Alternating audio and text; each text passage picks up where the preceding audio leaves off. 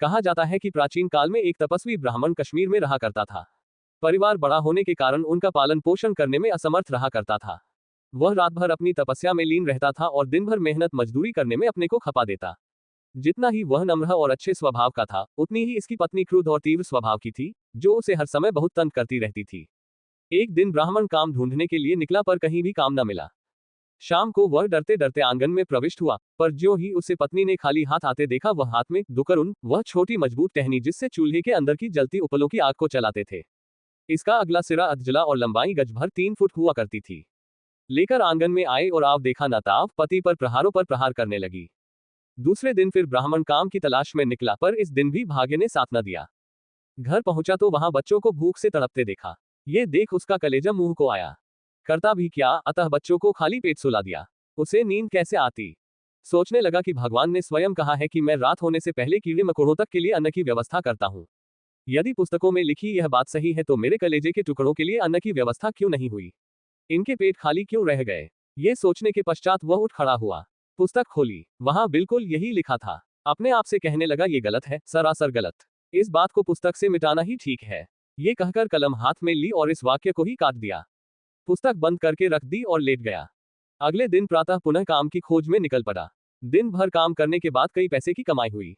इन पैसों से सेर भर लगभग 1 किलो आटा खरीदा और घर आ गया। पर जो ही आंगन में पैर रखा, वहां दूसरा ही आलम था। हर दिशा जगमग और हर कोई काम में व्यस्त। उसे लगा शायद वह किसी दूसरे के घर में आ गया है। दहलीज पर नजर पड़ी तो वहां उसकी पत्नी चेहरे पर चमक और अधरों पर मुस्कान लिए बाहें उठा उसके स्वागत को तत्पर थी। जब वह दहलीज पर आया तो पत्नी ने हंसते हुए उसके मुख में मिश्री का एक ढेला डालते हुए कहा, आज हमारी उम्र भर की विपदा और अभाव दूर हो गए। आपके एक मित्र ने हमें इतना धन और संपत्ति दिया कि हम पीढ़ियों तक निश्चिंत हो गए। प्रभु उसे दीर्घायु प्रदान करें और लोश ऋषि की आयु दें। पत्नी की बात सुनकर ब्राह्मण सोचने लगा कि मेरा ऐसा कौन मित्र है जिसमें इतनी दातृशक्ति है। हो न हो कोई भ्रमवश ये धन दे गया।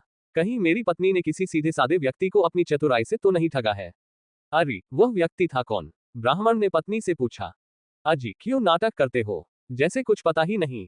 वह वही था जिसकी कल कहीं पर आपने जिह्वा काट दी है। पत्नी ने उत्तर दिया। काफी खून बह रहा था बेचारे का। कह रहा था, अपने पति से कहना कि मेरी जीभ में टांका लगा दे जिससे खून बहना बंद हो जाए। बकवास न कर, मैंने किसकी जीभ काटी है। मुझे पूरा पूरा बता दे कि वह था कौन, नाम क्या था उसका। पति एक सांस में बोल पड़ा। जब आप सुबह शहर की ओर चल पड़े तभी एक घोड़े वाला आया। उसके घोड़े की पीठ पर एक थैला था। मुझसे पूछा कि तुम्हारा पति कहाँ है। मैंने कहा, वे काम से गए हैं।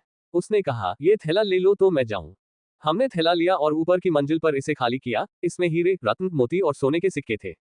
थैला लौटाते हुए हमने उनसे पूछा कि आप कौन है, क्या नाम है आपका, ये रत्न हीरे आदि कहाँ से लाए। उसने जवाब में कहा कि तुम्हारे पति का मुझ पर ऋण था। कल रात तुम लोगों के पास कुछ भी खाने को नहीं रहा होगा। तुम्हारे पति ने क्रोधिले लहजे में मुझसे तगादा किया। मेरी जुबान से जब कुछ देर के लिए बोल न फूटे तो वह उठा और मेरी जुबान काट डाली। ये कहकर उसने अपनी जीभ दिखा दी। वह कटी थी और उससे लगातार खून बह रहा था। पत्नी बोलती जा रही थी। उस दृष्टिवान साधक की समझ में सारी बात आ गई और बिना घर में घुसे उन्हीं कदमों से लौट पड़ा।